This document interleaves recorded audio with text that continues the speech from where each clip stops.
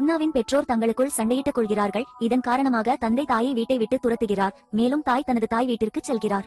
பாப்பா சோகமாகி அழத் தொடங்குகிறாள். முன்னாவும் அழ ஆரம்பித்தாள். அப்போது திடீரென முன்னாவின் உடல்நிலை மோசமடைந்தது. வாந்தி எடுக்க ஆரம்பித்து கீழே விழுகிறான். இதை பார்த்து அப்பா பயந்து விட்டார். வேகமாக முன்னாவை மடியில் தூக்கிக் கொண்டு மருத்துவமனைக்கு ஓடுகிறான். மருத்துவமனையில் முன்னா ஆக்சிஜன் பயன்படுத்தப்படுகிறது. டாக்டர் அப்பாவிடம் நிறைய பணம் கொண்டு வரச் சொன்னார். இதை கேட்டதும் அப்பாவுக்கு வருத்தமாக இருக்கிறது.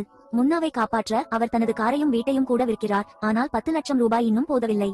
பாப்பா கட்டாயப்படுத்தி ஒரு கடைக்கு சென்று திருடனின் துணிகளையும் ஒரு சுத்தியலையும் வாங்குகிறார். ஒரு நகை கடைக்கு சென்று கண்ணாடியை சுத்தியலால் உடைத்து வைரம் மற்றும் நகைகள் அனைத்தையும் திருடுகிறான். பையை நிரப்பிய பிறகு அவர்கள் அங்கிருந்து ஓடத் தொடங்குகிறார்கள். பின்னர் போலீசார் அவர்களை துரத்துகிறார்கள். முன்னாவின் தந்தை எப்படியாவது தப்பித்து அவனது உயிரை காப்பாற்றி முன்னாவை காப்பாற்ற அனைத்து பணத்தையும் மருத்துவமனையில் கொடுக்கிறார். சிறிது நேரம் கழித்து முன்னா குணமடைந்தார். பாப்பா முன்னாவை மிகவும் அன்புடன் கட்டிப்பிடிக்கிறார். பின்னர் போலீஸ் அங்கு வந்து பாப்பாவை கைவிலங்கிட்டு சிறைக்கு அழைத்துச் செல்கிறது. பாப்பா வெளியேறுவதை பார்த்து